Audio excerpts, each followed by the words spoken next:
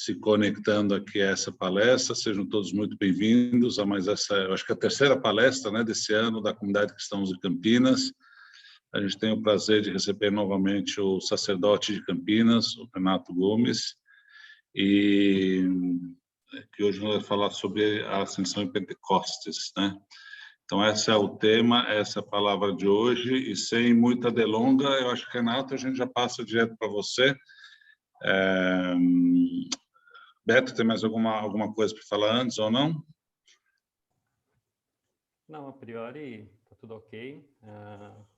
Nós queremos agradecer novamente a Três Fontes, que está cedendo o link da reunião.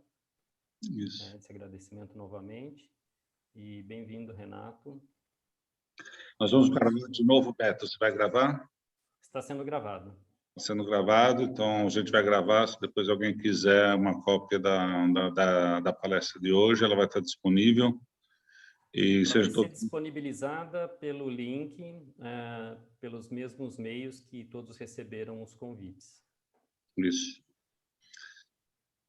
Então, acho que passamos direto a palavra a Renato. Boa noite, Renato, bem-vindo e obrigado por estar com a gente novamente. Então, obrigado, Uwe, obrigado, Beto.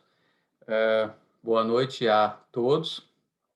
É uma alegria ver que, através desse meio de comunicação, né, virtual, com todas as limitações e dificuldades que eles nos trazem, né, mas também a gente consegue ter uma sensação assim de estar juntos, né, e de que a comunidade de Campinas cresceu bastante. Nunca tivemos nenhum evento lá que eu tenha participado em Campinas com uma audiência tão nutrida como a gente está conseguindo aqui por esse meio. Então, isso também é uma alegria para mim e acredito para a comunidade Campinas e para todos vocês, né, que tem alguma ligação, imagino, né, de uma forma ou de outra, com algum dos nossos trabalhos na comunidade cristã no Brasil.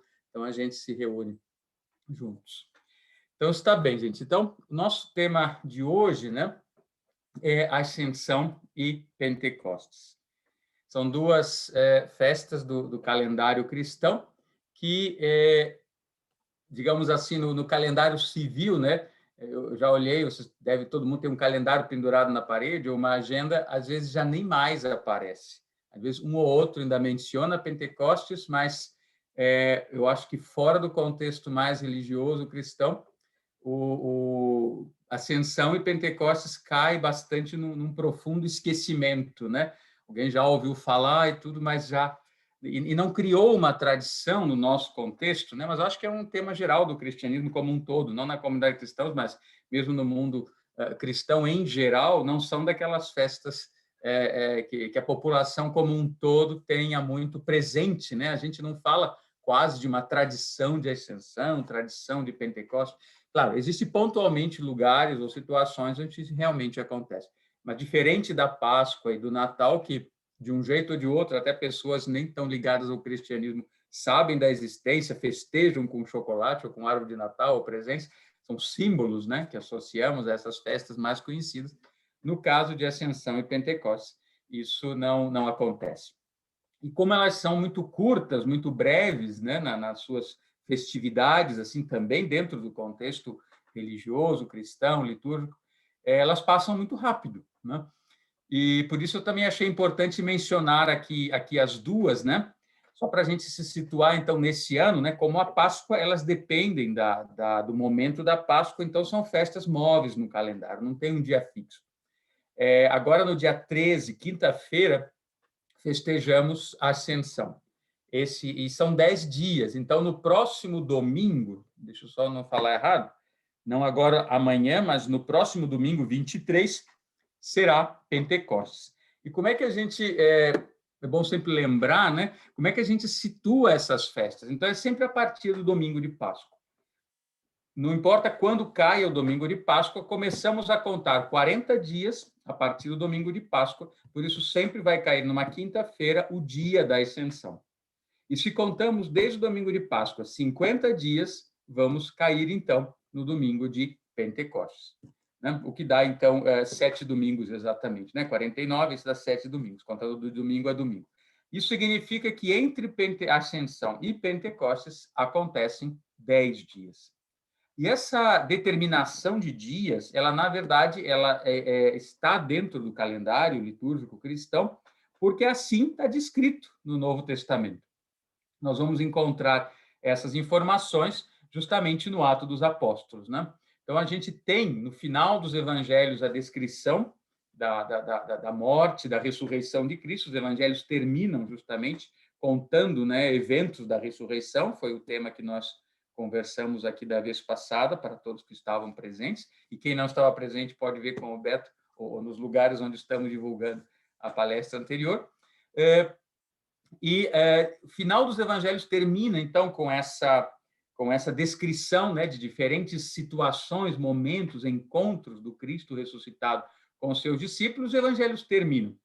Logo a seguir, né, na ordem dos livros do Novo Testamento, aparece o Atos dos Apóstolos. E é ali que a gente tem, então, a continuação das informações que impregnaram a tradição cristã até os dias de hoje, porque é o Atos dos Apóstolos que conta para nós a descrição da ascensão e a descrição de Pentecostes. Quem quiser, então, depois anotar e olhar com calma, Atos dos Apóstolos, no primeiro capítulo, vamos encontrar a descrição da ascensão.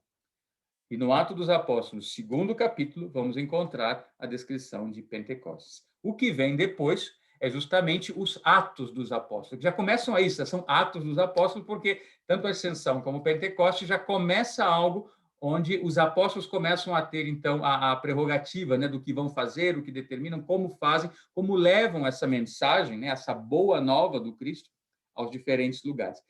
Só que o primeiro e o segundo capítulo ainda descrevem esses dois momentos, e a partir daí a própria tradição cristã fala, esse é o início, então, oficial, formal, real, do cristianismo como um novo movimento religioso. Porque até então, tudo que está no Novo Testamento, a gente só pode chamar de cristianismo, mas formalmente estamos ainda dentro, né, da própria tradição judaica. Cristo nasce no povo judeu, cresce, trabalha, desenvolve todo o seu trabalho, toda a sua missão dentro do judaísmo. Isso tem uma importância até histórica muito significativa. Agora, esse judaísmo, de alguma forma, esse cristianismo sai, né, nasce a partir do judaísmo. Formalmente, a igreja sempre fala assim, né, é a partir de Pentecostes que se forma esse novo movimento. E o Atos dos Apóstolos vai descrevendo isso. Não foi uma saída simples ou fácil, no princípio havia muitas dúvidas, né? Essa mensagem do Cristo era apenas para os judeus ou era para o mundo inteiro? E Paulo, né, é um dos discípulos que vem depois, ele não era do círculo dos 12, é ele que, de alguma forma, dá essa dimensão maior, né, e expande esse cristianismo para os não-judeus, naquele momento, para os gentios, como eram chamados. E é a partir daí que o cristianismo, então, ganha essa dimensão de uma religião que se torna totalmente independente do judaísmo. Tá? Isso um pouquinho assim do contexto histórico, eu acho sempre bom a gente relembrar. Mas o que aconteceu em Pentecostes, o que aconteceu em Ascensão, né? Ou ao revés. O que aconteceu em Ascensão, o que aconteceu em Pentecostes. E por que esses dias? Então, o Atos dos Apóstolos costuma falar para a gente, né? 40 dias. E daí, justamente, a data da Ascensão é por isso. 40 dias os discípulos se reuniram, sempre naquele mesmo lugar, que era hoje chamado cenáculo, o lugar da ceia, o lugar da última ceia, o lugar onde o ressuscitado se encontra com seus discípulos, sempre um lugar fechado dentro de uma casa, se diz um segundo andar de uma casa, um ambiente ali onde eles se encontravam, e é ali que eles permaneceram tendo esta vivência espiritual e física, porque os evangelhos contam para a gente, eles não só viam ao ressuscitado, mas conversavam com ele, podiam tocá-lo, é aquela exortação a Tomé, né? Comiam com ele. Então, é um grande tema, tão difícil para a nossa consciência moderna, como poder imaginar o ressuscitado, não apenas como uma visão interior, uma visão espiritual, mas como uma realidade físico-sensorial para os discípulos. Mas tudo isso acontece dentro da casa, dentro daquele lugar fechado. 40 dias. Não sabemos ao certo se eram todos os dias, se eram apenas os domingos, isso fica em aberto pelo texto. Mas o fato é que esses 40 dias, essa quarentena, até um tema bem interessante para a nossa época, né? Todos estamos vivendo uma quarentena prolongada, desejada ou não, imposta ou não, mas estamos mais ou menos vivendo uma quarentena. Então, esta quarentena foi o momento, o contexto onde essa vivência foi compartilhada, e compartilhada apenas com os discípulos.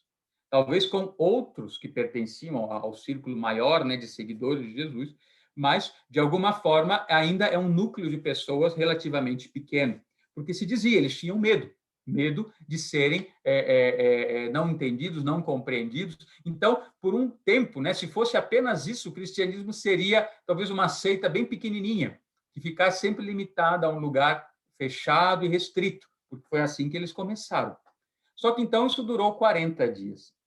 E no 40º dia, então, o próprio Cristo, né, o próprio ressuscitado, aparece ali para os discípulos e fala, agora vamos sair, vamos para fora. E eles deixam a cidade, deixam a casa, né, vão pela cidade. A cidade de Jerusalém fica numa pequena colina, que é o Monte Sião. E saindo por um dos muros, as grandes muralhas que rodeavam Jerusalém, eles descem o vale do rio Cedro, né, um riachinho, sobem na montanha, na colina que está em frente à cidade, que é um pouco mais alta que a cidade, que chama o Monte das Oliveiras. E ao subir no ponto mais alto do Monte das Oliveiras, que era um lugar de encontro, né, de reunião dos discípulos, o Monte das Oliveiras é citado muitas vezes no Novo Testamento. E muitas vezes Jesus, saindo da cidade com os discípulos, às vezes parava ali em cima para lançar um olhar para a cidade e ensinar alguma coisa, comentar alguma coisa, né? Então, tem muitas passagens, inclusive se fala que é nesse Monte das Oliveiras onde Jesus ensinou o Pai Nosso aos discípulos. Então, é um monte que tem muito significado para esses discípulos. Nesse lugar, agora, eles se reúnem, estão ali em volta, vamos dizer assim, aquilo que sempre acontecia na casa, fechado, no ambiente fechado, agora começa a acontecer do lado de fora. Esse encontro, esse diálogo, essa conversa, esse ensinamento. Se imagina, né, que essas vivências do ressuscitado traziam algum tipo de ensinamento para eles. Então, Cristo pede, né, que os discípulos se mantenham um tempo ainda em Jerusalém e que a missão deles vai ser levar, né, essa mensagem, isso ele já vem falando há um tempo, levar essa mensagem para o mundo inteiro, mas que eles permaneçam na cidade um tempo, não é dito para eles quanto tempo. E que permaneçam ali, que ele vai enviar um sinal, porque os discípulos até perguntam o tempo, né? Quando eles estão do lado de fora, eles falam, Senhor, é agora, né? Agora que chegou o tempo de você revelar o reino de Deus, o seu poder, ou algo mais ou menos assim. O texto fala, revelar a revelar o reino de Israel, né? Ou manifestar, colocar na terra presente o reino de Israel. E o reino de Israel não é necessariamente o reino de Israel no sentido como o país, o Estado de Israel que temos hoje, mas essa mensagem, né, de estabelecer, reestruturar na terra o que para um judeu Israel significava, né, um reino com essa inspiração e força divina, que o Messias seria o rei.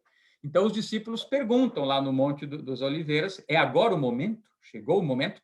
E Cristo fala, não cabe a vocês nem a ninguém determinar, apenas o Pai sabe o seu momento, mas esperem na cidade. E é só isso, quase praticamente essas são suas últimas palavras. E aí o texto fala para a gente, nesse instante, Cristo começa a ser elevado diante dos olhos dos discípulos, vai subindo aos céus, sendo elevado aos céus, e uma nuvem o encobre, né? Então os discípulos já não conseguem mais vê-lo, veem apenas essa nuvem e ficam ali atônitos, talvez confusos. E aqui eu queria colocar a primeira imagem dessa, enquanto eu continuo descrevendo. Acho que está ok, né? Me dê um retorno aí, Beto, está tudo bem? Está ok. Ok. Então, vocês veem aqui, essa é uma pintura no finalzinho da Idade Média, Giotto, pintor medieval, que traz para a gente essa pintura, né, que descreve esse momento. Aqui a nuvem, não sei se conseguem ver o meu cursor, né, uma nuvem pintada em branco, Cristo sendo elevado aos céus, e os discípulos todos aqui na terra, né, atônitos, confusos. O pintor coloca Maria aqui no meio, o texto não fala para a gente, ele fala mais tarde que ela estava sempre junto com eles, Maria, mãe de Jesus. Mas, de qualquer forma, ele coloca ela aqui e coloca duas figuras, que isso sim está no Atos dos Apóstolos. 2 homens vestidos de branco, 2 anjos, isso é uma descrição como eles colocam, né? Já falaram lá, inclusive, na Páscoa, né? Um jovem vestido de branco. Aqui falam, dois homens vestidos de branco aparecem e falam para os discípulos: homens da Galileia, que estáis aí, olhando para os céus? Esse Jesus que desapareceu dos vossos olhos dessa maneira, numa nuvem, voltará do mesmo modo. E agora, dizendo, agora voltem à cidade e façam o que ele falou. Antes de prosseguir, eu queria talvez mencionar algo aqui nessa descrição, né? Porque tradicionalmente a festa da Ascensão, né? O nome quer dizer ascensão, elevação, é entendida dessa forma: Cristo foi elevado aos céus. Inclusive o credo cristão que se desenvolveu depois, também é um texto muito antigo que vem do início do cristianismo, e ele é reconhecido, né, com variantes pelas todas as diferentes igrejas cristãs no mundo. Esse credo, inclusive, fala, né, na sua forma mais tradicional, que Jesus, né, foi elevado aos céus e está sentado à direita de Deus Pai Todo-Poderoso nos céus. E isso gerou um certo sentimento, uma certa sensação para muitos cristãos de afastamento, de perda, né? Cristo foi embora e nos deixou aqui na terra, né, nesse vale de lágrimas, e lá dos céus está observando, né, até que virá julgar um dia, como diz o credo, os vivos e os mortos. E essa foi uma interpretação bastante comum, bastante frequente da ascensão, até porque o nome é esse, é a festa da ascensão. Cristo vai e se eleva. E é correto, num certo sentido. Na antroposofia, Rudolf Steiner traz para a gente uma possibilidade de uma interpretação não contrária necessariamente a essa, mas que ela amplia essa imagem. E ele diz: esta elevação pode ser entendida, na verdade, como uma expansão, e não apenas um afastamento, né? Aqui a gente vê o Cristo, né? Ainda que a sua figura, isso era uma técnica da Idade Média, a figura de Cristo, em geral, era pintada proporcionalmente maior, né, que a figura humanas em geral. Isso era intencional, não era um erro de dimensionamento. Depois, no Renascimento, isso já não é mais assim, aí ganha tudo uma dimensão mais realista. Só que aqui ele é grande, mas tem o que o Steiner fala para a gente é que essa ascensão é como se esse ser do Cristo se expande, claro, e ao se expandir, ele vai aos céus, daí a imagem da nuvem. Mas a intenção espiritual disso é aquele que, de alguma forma, se permanecia concentrado junto com seus discípulos, agora expande o seu ser, né? Steiner, inclusive, fala para a gente, ele se expande no mundo etéreo, no mundo vital, nessa capa de vida que envolve o nosso mundo, e é desse mundo etérico ou vital que toda a vida na Terra é possível, né? Assim como as forças minerais tendem a matéria para baixo, né? Tudo cai, a gravidade, o peso, o material morto. As forças vitais são aquelas que elevam, né? A seiva que sobe nas plantas, o crescimento em direção à luz, tudo isso são exemplos de como existe uma força contrária à força material, que puxa para baixo, uma força que eleva, né? Então, também a ascensão tem a ver com isso. Cristo se eleva, se expande, entra neste mundo etéreo, nesse mundo das nuvens. Essa é a imagem que o Evangelho traz, né? E nuvem tem a ver com isso, né? Água. O etérico é carregado, a matéria mineral, digamos assim, a matéria do mundo físico que mais é permeável às forças de vida é a própria água. Então, ele entra nesse mundo sutil das nuvens, da água, da atmosfera, e agora é possível que o seu ser se expanda, como que abraçando, envolvendo a Terra e o universo inteiro. Isso é uma imagem muito bonita, porque então ela não representa um afastamento, mas sim um ampliar seu ser para a Terra como um todo. Né? Até porque ele mesmo havia prometido: eu estarei convosco sempre, todos os dias, até o final dos tempos. Então, como é possível que ele fala isso para os discípulos e no momento seguinte vai embora? Ele está conosco. Agora, a nossa percepção dele se modifica, porque um ser que ganha essa dimensão, ele já não está mais em condições, né, como estava naquele momento, de ser percebido tão de perto, tão diretamente, como os discípulos o percebiam. Mas isso permite, e daí vem a questão, né? Isso permite agora que esse ser, que essa vivência do ressuscitado não esteja limitada a um grupo pequeno de pessoas, porque senão ele estaria sempre limitado a esse pequeno grupo, esse ou aquele grupo. Seu ser espiritual etérico agora se amplia, cresce, abraça toda a Terra, e a partir daí esse cristianismo pode passar a ser uma vivência universal de todo ser humano. Então aqui eu tenho uma outra imagem também que eu queria mostrar para vocês, né? Essas pinturas, existem várias pinturas que a gente pode recorrer, né, na internet, que podem procurar, de artistas, né? Essa aqui já é um pouco posterior, que representa isso também, né? Os discípulos ali, formando uma espécie de círculo, né? Cristo sendo envolvido aqui por essas nuvens e os anjos, os homens de branco, que falam com eles, como dizendo, né? Não fiquem olhando para isso, ele voltará, tá? Mas essa imagem, então, do Cristo que se amplia, né? Que vai, tem essa consequência que também para os discípulos surgiu uma grande dúvida. Então, durante 40 dias, aquela vivência. E a partir dali, não mais. E agora, sem saber quanto tempo. Ele falou: esperem que eu enviarei um sinal. E todo mundo sabe, né? Quando alguém diz espera, a gente não sabe, vou esperar 1 hora, vou esperar 1 dia, vou esperar 10 dias, foram 10 dias, a gente sabe, eles não sabiam. Vou esperar 1 ano, vou esperar a vida inteira. Ele deixou em aberto, né? E a espera é sempre algo que pode ser angustiante, né? Quando não sabemos por quanto tempo esperamos algo. Então, eles voltam para casa lá naquele lugar e passam a se reunir regularmente, só que agora, né, quando se reúnem, quando tomam o pão, quando partem o pão, como faziam quando Cristo estava com eles, esse era o momento, né, do repartir o pão, do fazer a refeição, que o ressuscitado aparecia. Daí justamente vem a origem da Eucaristia, né, da última ceia que os cristãos celebram até hoje. Só que agora isso já não acontece como antes. Se ele está com eles, eles não percebem. Por isso que já comentamos antes. E assim passam os dias. Eles ficam 10 dias ali. E nesses 10 dias acontece algo interessante. Praticamente quase no final desse período, o Atos dos Apóstolos não dá muitos detalhes, mas pela narrativa dá para imaginar que Pedro, então, tem uma sensação. Ele diz: não podemos prosseguir, como dizendo assim, não podemos deixar a coisa como está. É necessário que aconteça algo. E esse necessário que aconteça algo, né? Pedro é bem impetuoso, né? Teve uma inspiração ali. A gente tem que lembrar aqui de um fato. O círculo de discípulos que Cristo havia escolhido, né? Os discípulos são sempre um número maior. Tanto Lucas fala, em algum momento, Cristo enviou os 72 discípulos lá para trás, né? No evangelho dele. Então, assim, discípulo era uma expressão ampla. Só que o círculo mais íntimo, mais próximo, eram 12. E entre esses 12 estava Judas, aquele que o traiu, não é? E o Evangelho de Mateus conta para a gente que Judas, na véspera do domingo de Páscoa, ou seja, no sábado, percebe, se arrepende do que fez e se suicida. Então, o círculo de 12 passa a ser um círculo de 11.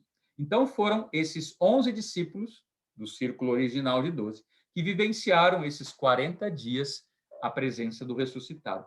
E agora, esses 10 dias entre a Ascensão e Pentecostes continuam esses 11.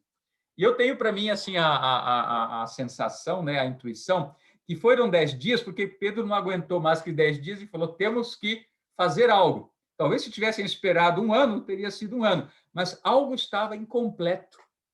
E quem tinha que dar o impulso para isso não era uma revelação divina, mas era uma intenção que surgia de um ser humano.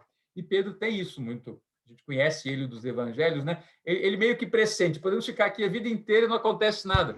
Falta algo. E esse falta algo, ele fala: precisamos completar esse nosso círculo que está incompleto. E agora eles percebem quem colocar no lugar de Judas. Não é uma tarefa fácil. Os discípulos decidem não escolher e pedem à comunidade, ou seja, aos outros cristãos, não se chamavam cristãos ainda, aos outros seguidores, né, os outros que estavam junto a eles, que haviam acompanhado, vivenciado, em parte, provavelmente, né, todos esses 3 anos, né, de atuação pública de Jesus. Então, eles pedem aos demais, né, fala-se justamente da comunidade, né, que estava ali, que eles conheciam, que digam, né, que escolham pessoas. não sabemos exatamente como foi essa escolha, o Atos dos Apóstolos simplesmente fala que, depois desse pedido, então, dos discípulos, que eles, né, que a comunidade que está em volta do Círculo dos 11, diga quem eles acham que deveria ocupar aquele lugar, e parece que a comunidade também não chega a um acordo, porque eles não escolhem um, eles escolhem dois. Talvez houvesse grupos, né? E eles escolhem duas pessoas, um que se chama José Barnabé e outro que se chama Matias. E um se fala que é um homem mais velho, justo e bom, né, de mais idade, e Matias, que era um pouco mais jovem. E os dois são apresentados aos discípulos para dizendo, agora, nós, na nossa parte, a gente fez, nós como comunidade fizemos a nossa parte, escolhemos dois. Agora, cabem a vocês aí, que são os que pertencem a esse círculo mais íntimo, né, escolher qual deles, então, deve ocupar esse lugar, né? Nós fizemos o trabalho até aqui. Então, Pedro, ainda assim, né, junto com os seus discípulos, deliberam, o Ato dos Apóstolos é bem curto na narrativa, mas podemos imaginar que agora eles, né, ficaram com essa tarefa, e eles também devem ter sentido, mas como nós vamos escolher, né? Se Cristo escolheu, quem se coloca nesse lugar de fazer essa escolha? A comunidade como um todo apresentou dois. Então, Pedro fala, vamos fazer um sorteio. E temos que entender esse sorteio, gente, não como um sorteio assim de loteria ou algo assim, mas o sorteio, em muitas religiões antigas e também no judaísmo, era entendido como esse momento, né, de deixar que não apenas a vontade humana atuasse, mas que pela sorte, pelo acaso, pelo imponderável, algo pudesse fazer essa escolha final. No judaísmo existia, inclusive, é uma forma de sorteio, né? Em geral era a partir de duas, você ia eliminando etapas até chegar a duas, e quando chegava em duas opções, em duas situações, em geral eram os sacerdotes no templo que faziam isso, eles pegavam duas pedrinhas que chamavam Urim e Purim, colocavam ela num saco, né? Ou num recipiente, e sem ver, o sacerdote ali fazia uma escolha, uma era branca, uma era preta, e previamente se determinava, uma representava uma opção, a outra representava a outra. E eles fizeram mais ou menos isso. Escolheram lá as pedrinhas e determinaram, uma representaria José, o justo, e outra representaria Matias. E agora falam, eles se colocam em oração, né? Pedem essa força, essa intervenção divina naquele sorteio e retiram a sorte, retiram uma das pedras. E a sorte cai, como diz lá, para Matias. Então é a partir daí que o lugar de Judas, formalmente, agora é ocupado por um discípulo que teve essa sorte retirada, né? Então eu acho muito bonito esse movimento duplo, né? Também por uma questão até interessante para todos nós, né?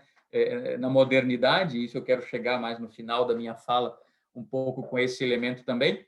Mas o que eu queria talvez trazer aqui para nós é isso, né?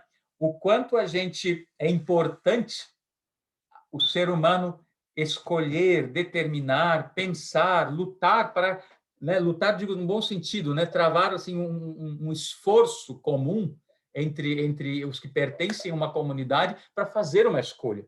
Eles podiam ter feito um sorteio desde o início, não fizeram. Então, houve trabalho humano, houve trabalho comunitário, houve uma decisão comunitária. Mas foi uma decisão comunitária que não fechou no final. Eles não escolheram até o final. Eles deixaram ainda aberto a possibilidade de dizer, olha, nós escolhemos dois.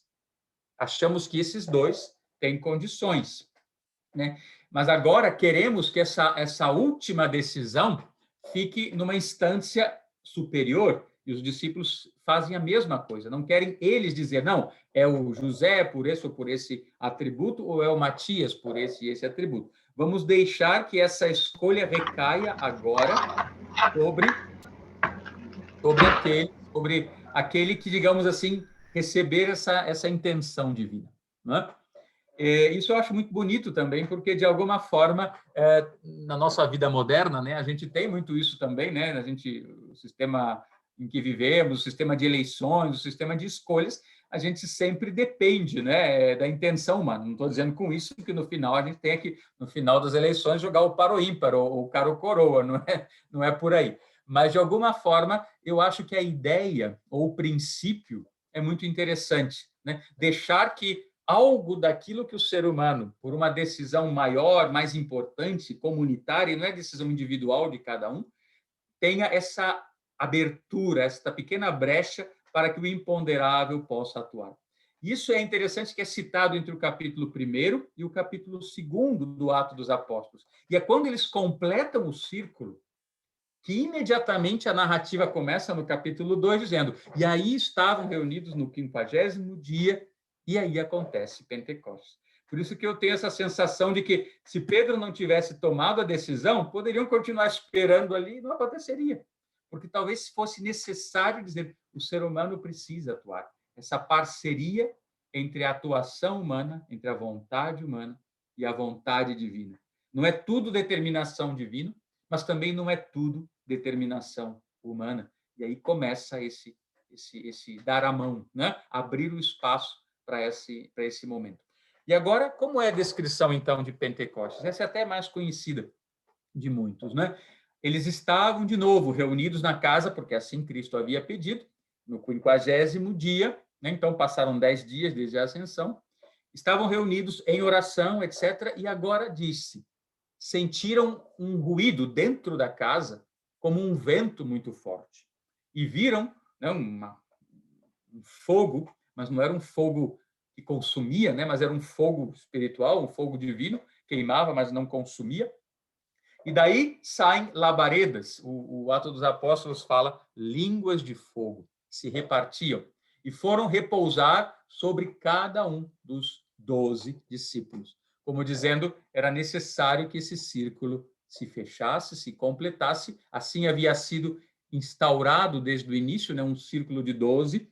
A gente pode, não vou entrar aqui em detalhes, mas podemos pensar bastante no significado do 12, da totalidade, dos 12 signos, dos 12 tribos de Israel, que também faz parte da estruturação do próprio povo. Ou seja, existe uma simbologia muito importante, muito significativa do 12 como uma totalidade, que foi quebrada com a saída de Judas, mas que agora se reintegra com a entrada de Matias.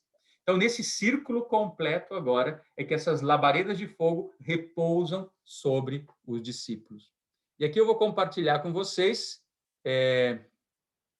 algumas imagens de Pentecostes, que vocês veem a primeira, tá?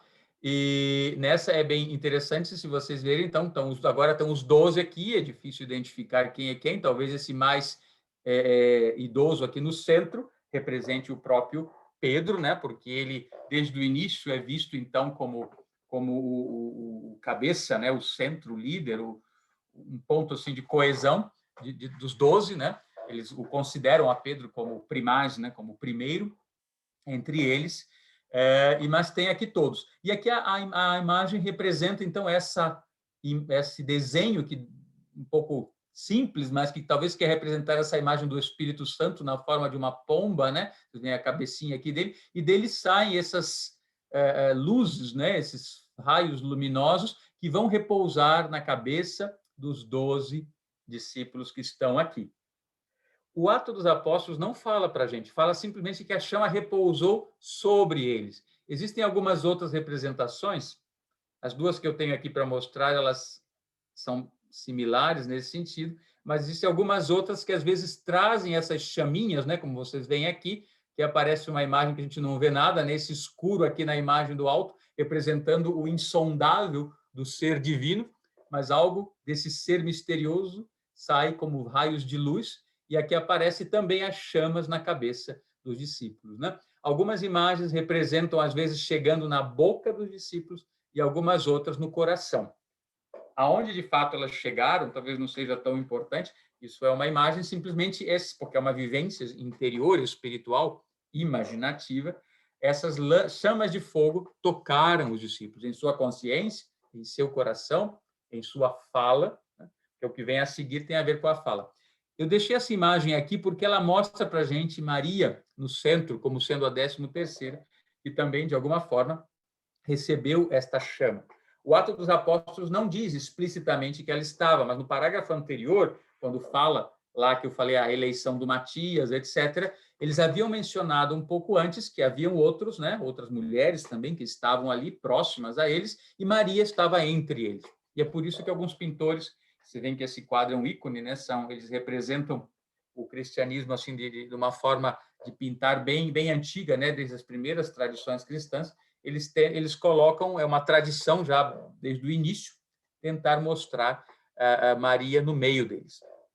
Mas o que acontece agora? Então, a partir desta recepção, a partir desse acolhimento na alma dos discípulos, desta chama, desta língua de fogo, daí também a expressão língua é interessante, porque os discípulos, a partir daí, agora, ganham a coragem, que até então eles estavam muito assustados, com medo, né, dentro da casa, como vimos, né, desde o início, alegres pelo fato da ressurreição, mas ainda sem coragem de enfrentar-se com o mundo, né, lá fora, com os não discípulos, digamos assim, os que não acreditavam ou respeitaram essa mensagem do Cristo, né? Então, agora eles ganham essa coragem e vão para fora.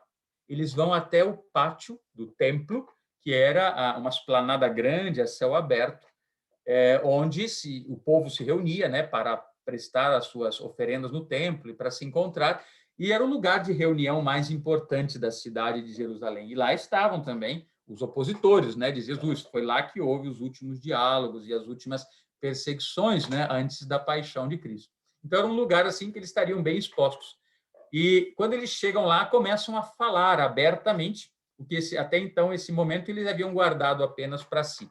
E agora, com coragem, com ânimo, e o Atos dos Apóstolos escreve para a gente. Eles falavam em diferentes línguas, de tal maneira que todos que estavam ali, como era um lugar de muita peregrinação, vinham judeus e não judeus de várias partes, né, daquele antigo Império Romano e de outras partes, visitar Jerusalém pelos seus deveres religiosos, mas que eram judeus que haviam crescido, nascido às vezes no exterior e falavam outras línguas, né, conhecidas da época, seja o latim, seja o fenício, o egípcio, ou o árabe, qualquer outra língua da região, daquelas regiões. Então, eles falam, como é possível, né, ouvir esses homens falando na nossa própria língua? Por isso a imagem aí, língua de fogo.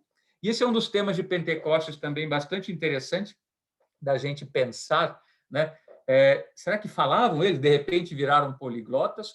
Ou não é tanto pelo falar a língua, no sentido de falar uma língua que você não conhece, mas talvez de falar de uma maneira que aquilo que é falado talvez não seja compreendido exatamente em toda a sua parte intelectual da língua, mas na intenção mais profunda, na intenção do coração daquele que está transmitindo uma mensagem. Eu acredito que Pentecostes tem muito a ver com isso, né?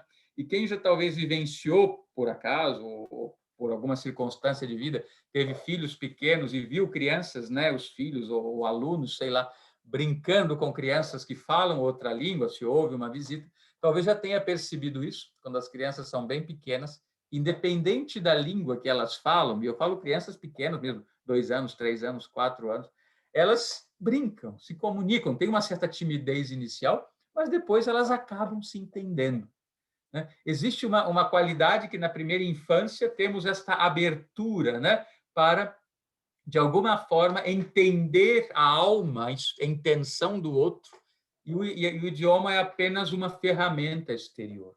Quando a gente cresce, a gente intelectualiza isso aí e eu entendo apenas as palavras da minha língua, né? E se eu não aprendi uma outra língua, eu não entendo ela. Mas, às vezes, eu só queria mostrar esse aspecto, né? Talvez pelo negativo a gente entenda melhor. Quantas vezes, conversando com alguém que conhece a nossa língua perfeitamente, também não entendemos o que quer dizer? Esse é o oposto de Pentecostes.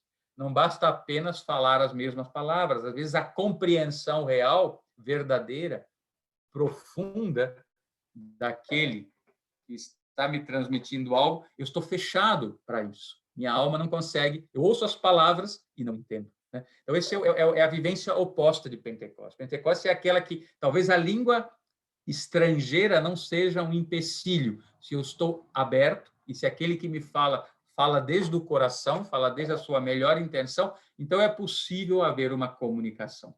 Isso é Pentecostes. Tá? Então, eu deixei bastante tempo para a gente descrever esses dois momentos, essas duas festas, né? Esses dois momentos que marcam, então, né, essa transição, né? Os discípulos agora deixam de ser discípulos e é a partir daí que eles são chamados apóstolos. apóstolos é enviado, discípulo é aluno, aquele que está aprendendo. E essa transição de ascensão a Pentecostes, ela marca essa transformação, vamos dizer assim, daqueles que eram alunos, que estavam na posição de receber e aprender os ensinamentos do Cristo. Agora são eles que vão levar, né? Apóstolo é o que é enviado a algum lugar com uma intenção. Nesse caso, a intenção, esta mensagem, esta boa nova do Cristo, né? Por isso eu insisti muito na imagem da língua de fogo, né? Porque é através da língua, da linguagem, da mensagem que eles têm para levar, é que o cristianismo vai se expandir. E aqui é bom também pensar ou relembrar aquilo que o Evangelho de João coloca para a gente logo no início, né? Quando descreve, né, o início do Evangelho de João, começa assim, né? No início era o Verbo, o Logos, a palavra. No início era o Verbo, e o Verbo estava com Deus, e o Verbo era Deus. Então, João chama Cristo de Logos, em grego, Verbum, em latim, e a gente, em português, teria que traduzir, no início era a palavra. Né? Cristo era a palavra, o Filho Divino é a sua palavra, o seu Logos, o seu Verbo. E essa palavra, essa chama de fogo, que Pentecostes agora mostra para a gente, isso é uma metamorfose desse ser. Esse ser, né, que se expande na ascensão, sai da percepção do ser humano, porque quer abraçar a Terra e a humanidade como um todo. Agora se metamorfoseia em Pentecostes nesta chama que toca consciência, coração, linguagem dos seus discípulos. Então, aquilo que foi levado ao mais extremo do universo, podemos pensar assim, Cristo se expandiu para estar não sentado fisicamente do lado de um trono lá no céu, mas para expandir o seu ser para a Terra inteira, para o universo inteiro. Então, num certo sentido, muito longe de nós, ainda que abraçando a todos. No momento seguinte, em Pentecostes, esse mesmo ser se encolhe, se concentra, se transforma numa chama que agora passa a viver dentro, consciência, coração e fala dos seus discípulos. É uma imagem muito bonita e muito profunda e dá muitos desdobramentos para a gente pensar até hoje, né? Na pergunta, onde está Cristo hoje? À direita do Pai, lá no céu, no universo, nas estrelas, na África, na Austrália, na Alemanha, na Europa, nos Estados Unidos, sei lá onde ele está, em todas as partes. Mas onde ele pode estar também? Em nós. Então, quando a gente fala assim, quando a gente lança esse olhar para o ser do Cristo, tudo que está à nossa volta, esse é o gesto, eu chamaria assim, o gesto do cristão de olhar o Cristo em tudo, na natureza, nas outras pessoas, no universo, na vida, em tudo, tudo fora de nós. E é um ser que abarca tudo, permeia tudo, compenetra tudo. Está certo. Mas a gente pergunta também, onde está esse ser? Pode estar dentro de nós, né? Naquele momento de recolhimento, de fechar os olhos, de pensar uma oração, de falar o Pai Nosso, ou de simplesmente juntar as nossas forças da alma e olhar lá para dentro e perguntar onde está esta chama que me motiva? Onde está essa força interior, esse calor de tudo aquilo que eu aprendi, eu li, eu estudei, mas não pode ser algo abstrato, ficar escrito num texto, num papel. O quanto eu introduzi, interiorizei de tudo isso e vive na minha memória, e vive como chama, calor interno da minha alma, do meu coração, e quanto de tudo isso eu sou capaz de colocar agora em palavras, né? E essas palavras levem esse calor, essa força, essa capacidade de aquecer também o coração daqueles que ouvem. Isso é Pentecostes. Então, assim, a gente não poderia imaginar, né, para o ser do Cristo uma metamorfose mais ampla, né? Está em todos os lugares, a ascensão, expansão, envolve tudo, abraça tudo, pode ser encontrado em todos os lugares e a maior concentração possível, como essa chama interior que está escondida, guardada lá dentro, e às vezes a gente nem percebe. Está lá dentro, né?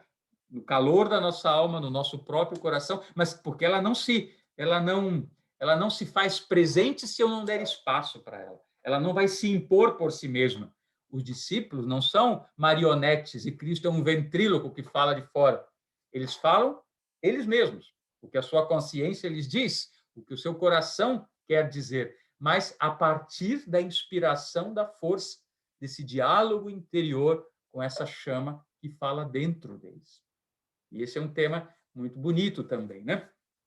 Então, eu queria, talvez, que a gente ficasse assim, com essas duas imagens, né? A ascensão é expansão. E quem se expande é o próprio Cristo, para ser encontrado em todos os lugares, no universo inteiro. Pentecostes é, num primeiro momento, concentração. Encontrar no interior da alma esta chama. E vocês veem que esse gesto ele vai agora se repetir, porque logo depois do momento em que os discípulos receberam essa chama, eles de concentração dentro de cada um deles, eles já saem para o lado de fora e já expandem isso de novo. E esse respirar, né, expandir, concentrar, expandir, concentrar. É uma respiração, e o cristianismo vive nessa respiração. Então a gente pergunta, né, como a gente pode viver o cristianismo? A gente pode sempre se perguntar, ou nesse movimento de ir para a vida, para fora, buscar a relação com a natureza, com o mundo, com as pessoas, e sempre olhar para fora, é um gesto, é uma possibilidade. Mas também é importante não esquecer da outra. De tempos em tempos é bom deixar o que está lá fora, concentrar, esquecer, como eu sempre digo, desligar o celular, talvez apagar, fechar a porta, deixar os ruídos do mundo, da vida, tudo lá fora, e dizer, agora eu entro aqui na minha salinha, no meu cenáculo, e vou buscar essa chama dentro de mim. E aí eu estou também dentro. Porque os dois movimentos, se forem praticados um sem o outro, seriam unilaterais. A gente se perde se a gente só buscasse esse impulso do cristianismo fora de nós, no mundo e na vida. A gente mesmo se perde. Nossa individualidade se fragmenta nisso. Mas também seria um perigo se eu apenas quero encontrar Cristo em mim. Isso poderia reforçar enormemente o meu egoísmo, o meu egocentrismo. Não, aqui dentro está em mim. Eu tenho a chama e pronto, já encontrei. Isso serve só para mim. Vocês percebem que uma é a cura da outra, né? Esse gesto de buscar Cristo no interior da alma guarda em si o risco, o perigo do ser humano ficar um pouco vaidoso, né? Um pouco egocêntrico. Ah, aqui está. Isso eu não reparto com ninguém. Então é preciso outro gesto, aquilo que eu encontrei, a chama divina dentro de mim, eu preciso levá-la para fora, né? É a mensagem nas línguas de fogo aí, é levar essa mensagem para o mundo, naquilo que eu faço, que eu realizo, o quanto disso que eu conquistei dentro de mim, eu descobri, eu consigo levar para a vida. E agora, o outro gesto tem esse perigo também de levar, e eu me perco nesse processo. Aí, já estou fazendo coisas que talvez eu já nem esteja com a minha consciência tão presente, porque o gesto para fora, ele é importante e necessário. Então, né? Não o risco do egocentrismo, mas o risco de perder-se nos mil detalhes, nas mil necessidades, nas mil coisas, né? Eu sempre penso assim, né, gente? A gente basta abrir o jornal, agora ninguém abre o jornal, a gente agora liga a internet. Basta ligar a internet e ouvir os jornais, que a gente já dá vontade de chorar, né? Porque com as misérias agora, o Oriente Médio aí de novo, né? Israel e Palestina, com essa briga e o nosso país e tudo mais, a gente pensa, meu Deus, que coisa, eu quero ajudar aqui, quero ajudar ali, e a população aí vizinha, nossa, né, sem trabalho, com fome, e no Rio de Janeiro, essas desgraças. Então, se a gente olha para fora e quer ajudar e quer fazer algo, a gente percebe que não dou conta, nada. O mínimo que eu fizer é uma gotinha d'água nesse mundo tão complexo e tão difícil. Então, esse ir para fora, às vezes, é tão avassalador, é tão grande as dificuldades, são tão grandes os problemas, que a gente pensa, nossa, o que eu fizer nisso aí não significa nada, quero fazer mais, quero doar, e nesse doar eu me perco. Não porque eu não tenha que fazer isso, mas aí, de novo, é o outro gesto que diz, espera aí, deixa eu concentrar e dizer o que eu posso fazer realmente, concreto. Então, eu vou para dentro outra vez. E aí, tento buscar em mim onde estão as minhas forças, onde estão as minhas qualidades, as minhas potencialidades, o que sou capaz de fazer, e também cuidar do que eu não sou capaz de fazer, não tem que me perder, porque o pouco que eu faça pode ser útil, ainda que seja, né, num círculo pequeno à minha volta. Então, eu diria que esses dois gestos são muito, muito importantes para todos nós termos sempre presentes, né? E é dessa dinâmica, dessa respiração de expandir e concentrar que o cristianismo, de alguma forma, cresceu, né? Se tornou um impulso religioso que foi se expandindo pelo mundo inteiro. E aqui eu queria talvez trazer agora, chegando mais ao final, algumas reflexões assim para os dias de hoje, né? Quando a gente pensa, né, que essas duas festas, em especial Pentecostes, que marca então formalmente o início da igreja cristã, a gente pode olhar para ela como uma linda recordação, que bom que foi assim, que bonito, que inspirador que foi, mas hoje, né, concretamente, como fundamos, como fortalecemos, como trazemos de novo esse impulso pentecostal, esse impulso de ascensão e de Pentecostes para aqueles grupos, para aquelas comunidades que estamos querendo formar hoje na vida. E o que eu queria trazer para vocês como uma imagem, né, é justamente isso, né? Vamos pensar naqueles 40 dias de Páscoa. Vamos pensar uma imagem bem simples. Agora eu estou falando antes de ascensão. Cristo estava ali com os discípulos. Vamos fazer essa imagem, um círculo, os discípulos em volta e Cristo no centro. Tá? Isso foi 40 dias de Páscoa. Ele realmente era o centro, estava ali no centro. Né? O pontinho e o círculo em volta eram os discípulos, os 11 e todos os outros que estavam em volta. Um centro real, concreto, e em volta a periferia também real e concreta. O que acontece na ascensão? O centro é retirado, ele se expande, se expande, se expande, e agora existe uma periferia sem centro, porque os discípulos ficam perdidos. Onde está o centro? O que seria, na consciência humana, o comum que a gente faz? Vamos escolher agora um novo centro. Né? Então, assim, seria errado dizer, mas às vezes se fala, né? Pedro passa a ser o centro, sei lá, é o discípulo escolhido por Jesus, ou é o discípulo que já tinha essa função, e esse seria a estrutura que, na verdade, repetimos até os dias de hoje. Na falta de um centro, a gente escolhe um outro e põe no lugar. Só que no cristianismo, se a gente olhar profundamente essas imagens, isso não aconteceu. Nem os discípulos fizeram isso. O centro permanece vazio. E agora eles permanecem ainda formando essa periferia, eles se reúnem naquele lugar, escolhem mais um para realmente completar o círculo na sua forma arquetípica de 12, e todos os outros que estão em volta continuam acompanhando, mas eles continuam buscando agora essa fonte que os ligue com o centro, que não está ali.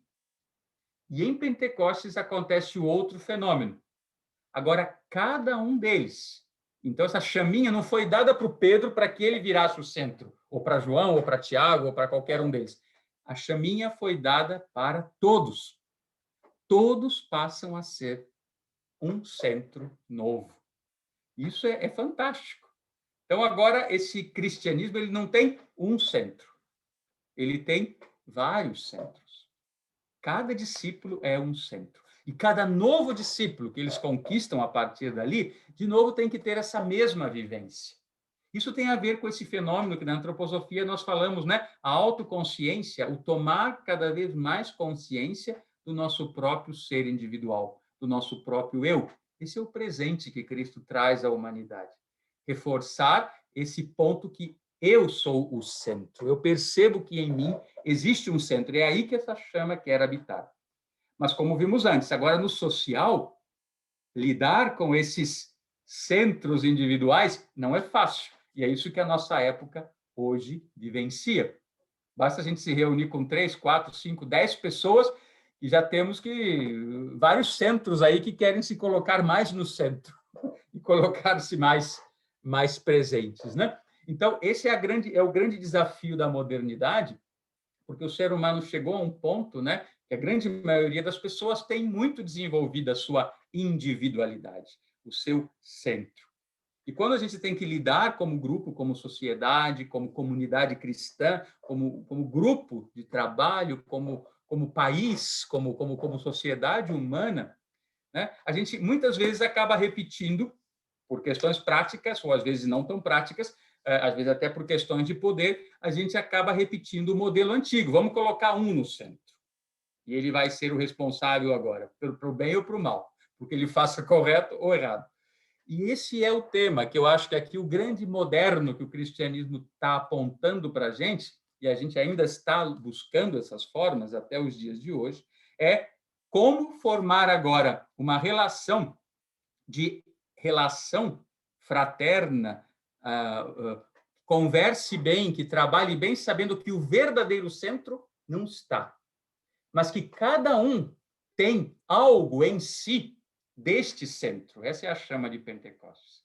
E porque cada um tem esta chama deste centro, é possível começar a dialogar com os outros, porque não é apenas a minha vontade, a minha palavra, a minha inteligência ou as minhas capacidades que devem prevalecer, mas naquele outro que fala também inspirado a partir deste mesmo centro, eu tenho que começar a ouvir, né? E aqui é a grande dificuldade, né? Quando alguém, pensemos numa reunião, alguém fala algo e a gente já pensa, nossa, esse fulano aí sempre fala essas bobagens, eu já não estou nem ouvindo mais, já estou pensando os argumentos que eu vou falar para rebatê-lo.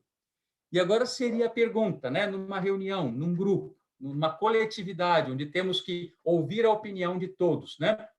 Se a gente se perguntasse nesse sentido de Pentecostes, né? Desde onde este está falando isso? Será que dali está vindo algo?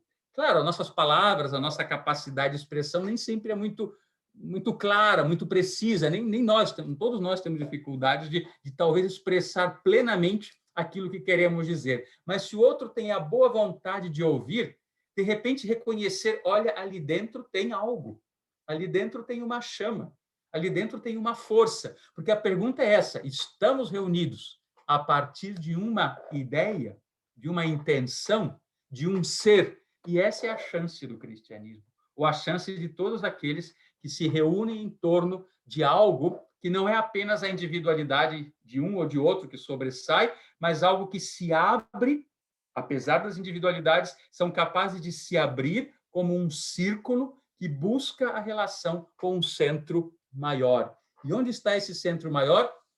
No universo, né? É a imagem de ascensão. Então, agora eu falo nessa dinâmica social que o cristianismo quer propor, é justamente isso, né?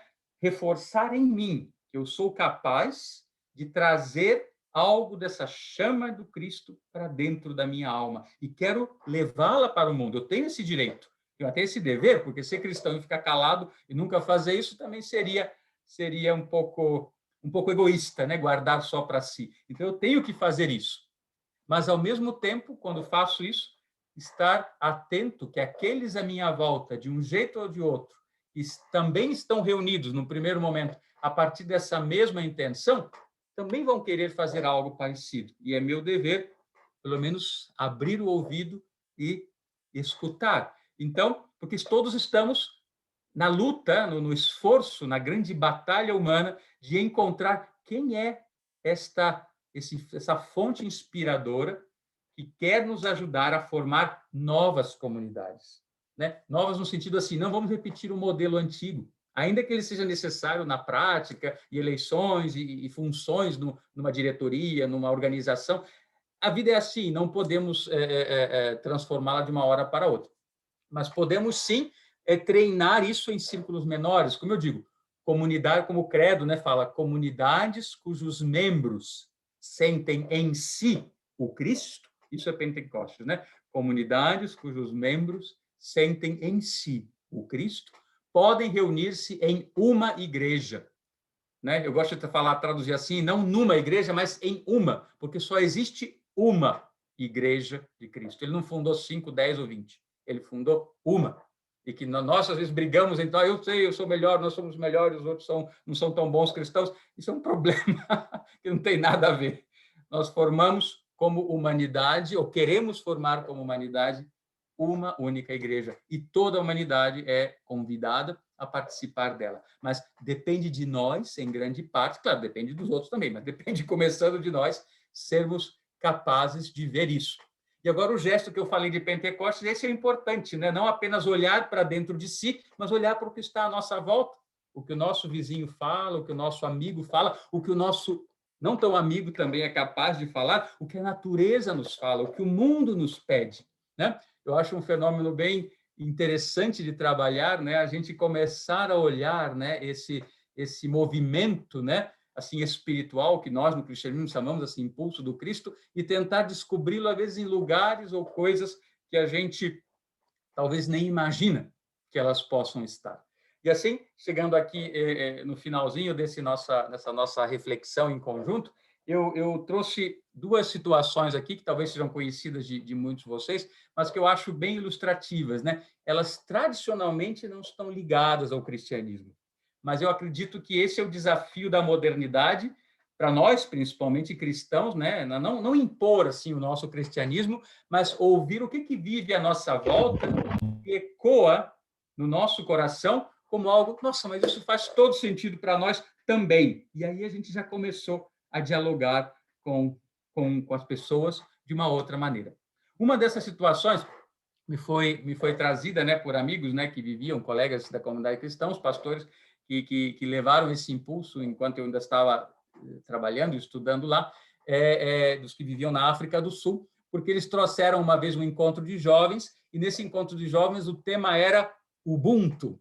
Talvez alguns já tenham ouvido falar dessa palavra. É uma palavra dessa etnia lá da África do Sul, dos Zulus, né, ou de outros grupos. Mas a palavra Ubuntu, os estudiosos das línguas falam que não dá para traduzir nas línguas ocidentais, porque ela significa muitas coisas, né? Comunidade, união, solidariedade, companheirismo, etc. Mas uma descrição, digamos assim, de Ubuntu, que eu acho muito interessante, é dizer: eu sou, eu existo, eu sou, porque nós somos. Né? Ou eu existo, o meu ser faz sentido e tem existência na medida em que eu percebo que somos um todo. E esse um todo pode ser a minha aldeia, meus amigos, minha comunidade de trabalho, de vida, minha comunidade religiosa, a humanidade como um todo. Um ser humano isolado, ele não tem sentido. Ele tem sentido quando ele se insere numa comunidade. Essa comunidade que lhe espelha e lhe dá sentido, e vice-versa. Cada um contribui com aquilo que é para a comunidade como um todo. Então, esse conceito, eu li até algumas coisas assim nessa direção, né? Que com esse movimento de libertação lá do Nelson Mandela, por exemplo, é uma dessas bandeiras, né, éticas, até de alguma maneira filosóficas ou religiosas, que foram levantadas, né, até na questão do movimento de libertação da África do Sul, né, que o Mandela teve uma grande participação, e esse conceito, né, natural desses povos de lá trouxeram isso nesse nível. Só tem sentido a gente criar uma sociedade onde cada um reconhece que ele de alguma forma é espelhado e espelha o todo. Né? Eu sou, o meu existir, o meu ser, ganha sentido e significado na medida que todos nós somos. Eu não tenho que ser o eu sozinho, que vai na frente, ou melhor, ou se destaca, porque fora disso eu perco essa relação. E uma outra coisa que assim até pediria depois a colaboração de vocês, né? Que é uma história que eu escutei, eu fui pesquisar, fui atrás, não encontrei fontes assim que a confirmassem, mas também não encontrei fontes que a negassem. Mas que eu já tenho ouvido também em vários contextos aí, principalmente nesse trabalho com jovens, que é uma pequena história, né? Que traz para a gente uma relação. Eu consegui pesquisar pelo menos de onde ela vem, mas assim, eu agradeceria se alguém souber outras fontes assim mais precisas, né? Existe um povo também na África, agora estamos falando de uma outra região da África, entre Namíbia e Angola, que eles vivem na sua forma bem tradicional, vamos dizer assim, né? Bem simples. São pastores, né? Eles vivem do gado. É uma região de rebanhos, né? Gado bovino. Se alimentam com leite, basicamente, seu alimento básico é o leite. Regiões muito áridas, muito secas. A água é um dom precioso lá e tudo. Mas essa relação familiar, comunitária, é muito importante, né? Então, dá para ver que pela estrutura do povo, né, pelas dificuldades do ambiente e o conjunto, né, até, inclusive, eu li uma coisa bem interessante, alguém fez um paralelo assim, nas aldeias, nas vilas, né, nas cidadezinhas pequenas, né, pelo menos no Ocidente, assim, a gente fala, o centro é a igreja e em volta as casinhas das pessoas, né, assim se formava um povoado. Nesse povo que chama Rimba, ou Rimba, no centro das suas pequenas aldeias, não está a igreja, mas está o curral dos rebanhos. vamos dizer, do rebanho, é o que dá alimento, dá força, fica no centro, e eles moram em volta. Mas o que essa história tem a ver? Eles falam assim, primeiro já a imagem já é bem interessante, né? Quando uma mulher quer ter um bebê, né? Eles consideram assim, a data do nascimento, a data de aniversário de uma criança não é o dia em que ela nasce, mas é o dia em que a sua mãe diz, eu quero ter um filho. E ela se afasta um pouco da aldeia, escolhe uma árvore lá, senta embaixo dessa árvore e faz essa invocação interior. Eu quero, né, que uma criança venha para mim. E ela tenta colocar isso na forma de uma canção. Tenta abrir a sua alma para tentar ouvir quem é esse ser que vem para mim e o que ele me traz, né? Uma espécie de abertura para essa mensagem da criança que está por vir. E quando ela consegue isso é considerado o dia em que ela recebeu a criança. Ela ainda vai conceber fisicamente bem mais tarde, e a criança vai nascer bem mais tarde ainda. Mas essa é a intenção. Essa canção que essa mulher, então, de alguma forma, acolhe na sua alma, né, que ela tem na sua consciência, algo assim, ela então vem, canta para o seu marido, ele aprende, e aí que eles têm a sua relação física para que essa concepção possa acontecer, e vai ser a canção daquela criança, chamada canção do nascimento ou a canção da criança. E a partir dessa canção, de alguma forma, cada um, então, né, cada um que pertence a esse povo, de alguma forma, lhe é ensinado, né, desde o nascimento, qual é a sua canção. Nós chamaríamos o nome, né? Talvez tenha um nome na canção. Esses detalhes eu não sei. Mas, de qualquer forma, a intenção é essa, né? É bem bonita a imagem, só que agora, né, o desdobramento disso aí é o seguinte, que essa canção, ela vai ser cantada, então, de novo, né? Nesse momento, quando chegar esse dia do ano, onde essa mãe teve essa inspiração, ou quando essa criança, né, que vai crescendo, vai passando por etapas, né? Toda a sociedade tem os seus momentos especiais, né? Vai se tornando um jovenzinho ou uma jovenzinha e vai se preparar para casar e vai preparar, ou seja, nos momentos especiais da vida dessa pessoa, a sociedade, o grupo, a comunidade canta para ela sempre essa canção. Uns cantam para os outros, cada um quando chega o seu momento. E também se fala, quando essa pessoa então está no fim da vida, muito idosa, adoecida, o que for, também a comunidade lhe canta a canção para que acompanhe, assim como a canção lhe acompanhou desde da sua concepção, né, sua chegada ao mundo, chegada do mundo espiritual à Terra, e acompanhou durante a vida, nos seus momentos mais importantes, quando cresceu, quando se casou, quando nasceram seus filhos, etc. Agora essa canção lhe acompanha na partida, né, no momento da morte. E tem mais um outro momento que se fala, que se faz essa canção, ou se canta essa canção como comunidade. Ou seja, quando algum indivíduo, né, dessa comunidade humana aí comete algum erro, alguma falha, né, a gente podia chamar um crime, sei lá, alguma coisa que dentro do contexto ali social não é bem vista, né, como um erro, então eles não têm um princípio punitivo, né, vamos puni-lo por algo, mas eles colocam esse ser de novo no centro, né, e cantam a canção. E o que se justifica, né, nesse cantar essa canção nessa circunstância, não só nos momentos alegres ou significativos, é como dizendo, essa canção é você, essa canção é a tua essência, essa canção como dizendo, você mesmo, né, inspirou a tua mãe e trouxe do mundo espiritual. Agora são as minhas palavras, assim eu interpretei.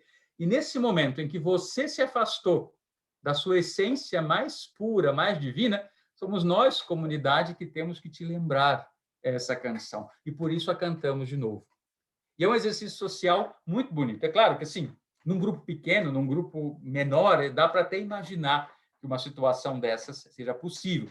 Hoje, como sociedade humana, na complexidade das relações e das dificuldades que todos vivemos, é um ideal bastante utópico ainda, né? Mas eu diria, por que não, né? Pensarmos como sociedade, eu acho que, para mim, é uma maneira diferente de olhar para esse impulso de Pentecostes, né? O que o outro está me dizendo? Qual é a sua mensagem? Qual é a sua canção? O que ele tem que traz desse mundo espiritual como a sua tarefa, como a sua mensagem, como a sua contribuição única e individual nessa vida? Sou capaz de ouvir essa canção do outro? E se sou, também tenho o dever, talvez, de ajudá-lo quando for necessário a relembrar. E vice-versa, quando eu me esquecer da minha mensagem, que outro me ajude e me lembre, né? Então, aqui tem um exercício muito bonito, né? Também no sentido do Ubuntu, né? Eu sou porque os outros são, eu sou porque somos um todo.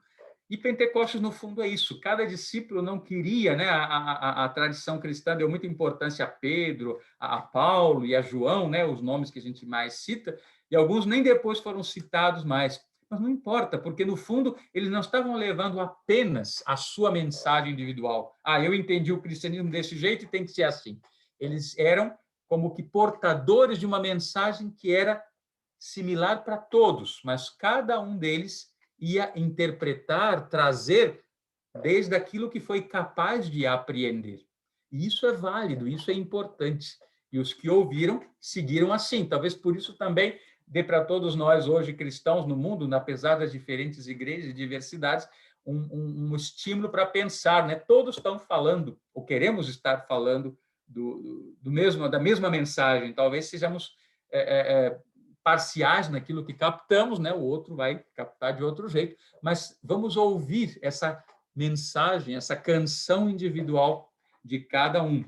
Então, eu queria trazer um pouquinho dessas duas situações assim, que eu já há bastante tempo trabalho com elas. Em geral, trabalhei com elas com encontros de jovens, ou trabalho com jovens, porque eu acho que isso para o jovem também é algo muito bonito, né? O jovem sempre tenta, né, encontrar no apoio do outro, né, um fortalecimento, uma maneira de se relacionar como grupo, mas a gente mais adulto fica um pouquinho mais restrito, mais isolado, muitas vezes, né? E é mais difícil, né? O jovem tem mais facilidade, às vezes, de romper situações e se aproximar, né? Porque está muito mais fresco, né? Na relação com a vida, e nós já estamos mais endurecidos, às vezes é mais difícil a gente voltar atrás ou se arrepender do que fez, né? Mesmo que tenha feito errado, e por aí vai. E eu acho que essa imagem, né, do olharmos como comunidade humana e cantarmos uns para os outros o melhor que nós temos, não precisa ser cantar, vocês entendem, né? No sentido de falar, trazer, ou pelo menos pensar, né? Eu penso no outro e digo, não, mas o fulano me fez isso, me fez aquilo, fez tudo errado na minha visão, mas o que ele tem, né, de mensagem aí humana? Porque, afinal de contas, estamos querendo fazer juntos algo, e o centro, né, esse centro que não é visível, que nós buscamos, é o mesmo, se estamos falando, por exemplo, de uma comunidade cristã que busca essa intenção. Como comunidade humana, o esforço vai ser metamorfoseado muito maior. Mas vamos formar comunidades cristãs hoje. A gente ainda se apoia nos modelos tradicionais, né, antigos, mas o grande desafio de Ascensão e Pentecostes é esse, né? Perceber que o verdadeiro centro se expandiu, está em todos os lugares, mas deu uma parte dele para cada um de nós. Mas se está em cada um de nós, não está só em mim, eu não sou o proprietário, mas está em todos aqueles que, à sua maneira, no seu esforço individual, busca essa chama, manter viva essa chama e trazê-la, de alguma forma, na sua palavra, nos seus gestos, nas suas atitudes, no seu esforço de formarmos juntos uma comunidade. E assim eu agradeço aí a todos, então, pela atenção. Eu sei que eu passei um pouquinho da hora, não consigo nunca manter certinho numa hora, mas, bom, não é tão tarde assim. Mas, se houver agora alguma pergunta, alguma colocação, alguma coisa, ou alguma coisa que não ficou clara, peço desculpas também. Talvez eu tenha sido um pouco rápido, assim, de passar numa outra imagem. Talvez, por favor, fiquem à vontade e podem perguntar. Se não, a gente, então, deseja uma boa noite aí a todos. Mas eu ainda tenho alguns minutinhos. Sim. Já tem algumas perguntas aqui, Renato, só para lembrar para todo mundo, então, como a gente vai fazer para se organizar. Você pode colocar pergunta no chat, escrever, ou a segunda forma, simplesmente coloca seu nome no chat, que eu vou lendo conforme a ordem, e aí você pode abrir o microfone e fazer a pergunta direto para o Renato. E a gente já tem várias perguntas aqui. Renato, a primeira veio da Aline, né, com relação à imagem que você mostrou, a segunda imagem, onde aparecia Maria, né, de Pentecostes, se a Maria que aparecia é Maria Madalena ou se é Maria, mãe de Jesus? Bom, assim, primeiro, como eu falei para vocês, né, não está dito explicitamente que ela estava no Círculo dos 12, mas, como eu falei, no trecho anterior se fala que haviam vários discípulos juntos, né, discípulos no sentido maior, e também que estavam as mulheres, e se fala explicitamente também Maria, mãe de Jesus. Assim é que está no texto. Então, quando os pintores colocavam ali Maria, queriam, em verdade, artisticamente representar, né, para ser fiel ao texto do Atos dos Apóstolos, representar Maria, mãe de Jesus. Pelo menos é o que o texto nos mostra. Muito bem. O Felipe daí pergunta: Pentecostes, com as línguas de fogo, pode ser entendido como o recebimento de uma missão e também uma iniciação? Felipe, sem dúvida, né? Aquilo que eu falei, né? A gente, assim, pode dizer, não, eu vou cultivar o meu cristianismo bem quietinho, só para mim, eu vou ler, vou meditar. Maravilhoso, maravilhoso. Mas eu sinto que falta uma parte no cristianismo quando a gente trabalha tudo isso e guarda só para a gente, não compartilha de jeito nenhum. E isso não chega na vida. Agora, compartilhar não é só também sair nas esquinas, nada como não é uma crítica a quem faz isso, mas é que para muitas pessoas é difícil, às vezes, né, sair e falar explicitamente. Então, eu acho assim, é uma missão, é uma iniciação, na medida em que aquilo que eu apreendo, né, que eu recebo do cristianismo e guardo lá dentro de mim, isso cresce, se desenvolve, é meu dever levar isso para a vida, com ideias, com palavras, com atos. E se eu faço isso, então é uma iniciação. Senão, ficou apenas um tesouro guardado ali, mas que depois ninguém vai ter nada de bom disso. É assim como eu vejo o tempo. Muito bem, temos um comentário da Rosemary. Que lindo, a sessão é a expansão de Cristo e Pentecostes, a concentração no eu, para acolher o outro pela palavra. E aí temos de Mateus, então, uma pergunta: como podemos pensar os 4 elementos na relação com todo esse processo? Você falou da nuvem como água, corpo etérico, e depois das línguas de fogo, eu, calor. Terra e ar estariam por aí também? Sim, vamos lá. O ar é mais fácil, Mateus. Entre a nuvem, né, do etérico e o fogo, né, a fala precisa do ar.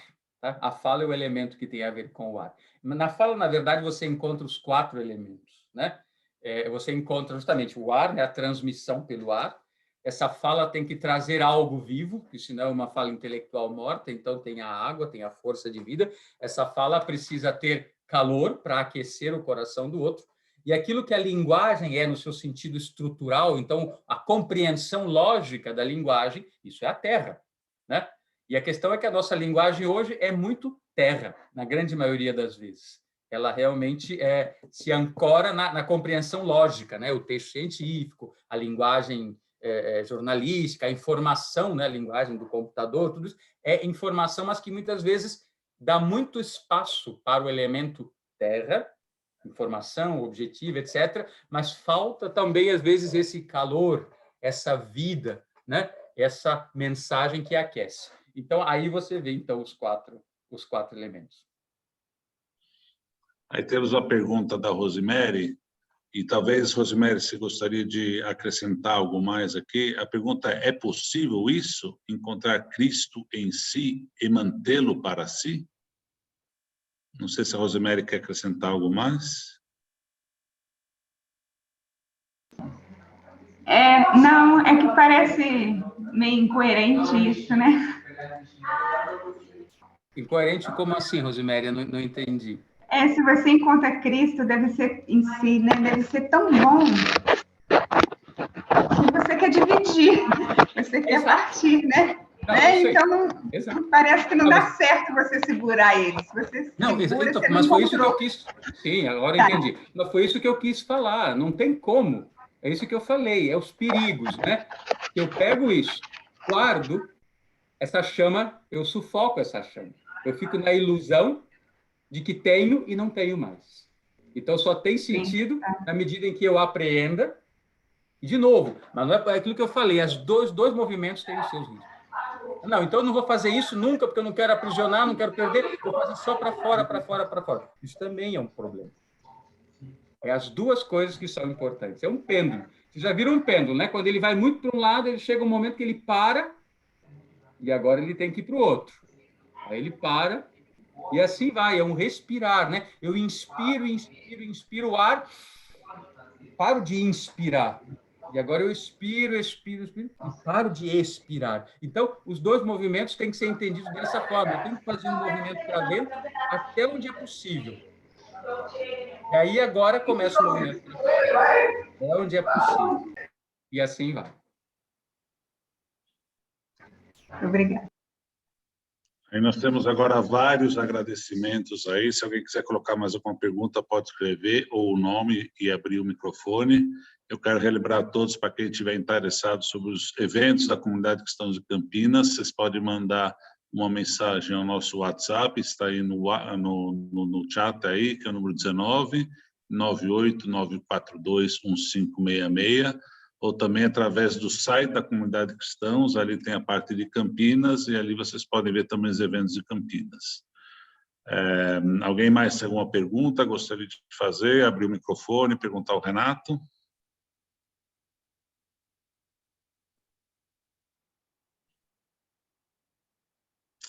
Não? Então, Renato, gostaria de agradecer muito por mais essa palestra de hoje. Gostaria de agradecer também a Três Fontes, que cedeu para nós o link, né, a sala, para que a gente pudesse fazer essa palestra via Zoom. E lembrar a todos, então, a gente vai divulgar a próxima palestra, não sei, a gente não tem a data ainda fechada e o tema fechado, né, a gente vai fechar em breve através desses mecanismos do WhatsApp da Comunidade Cristã de Campinas ou pelo site da Comunidade Cristã de São Paulo, onde vocês podem encontrar esses eventos. De qualquer maneira, assim, a gente ainda vai fechar, né, a data e tudo, mas como ela vai cair no mês de junho, de qualquer forma, assim, a minha intenção é trazer algo ligado sempre às festas cristãs, então vai ser alguma coisa relacionada a João Batista, né, que é o período. A gente vai ver aí, ainda tem que ajeitar alguns detalhes de definir a data, mas a intenção, pelo menos geral, é trazer algo associado à figura de João Batista. Muito bem. Muito obrigado, Renato. Muito obrigado a todos que estiveram aqui presentes hoje. Agradecemos pela participação e desejamos um bom final de sábado e um excelente domingo a todos. Muito obrigado. Boa noite, obrigada. Obrigada. Boa noite, muito obrigado a todos. Obrigada. Bom fim de semana. Obrigado.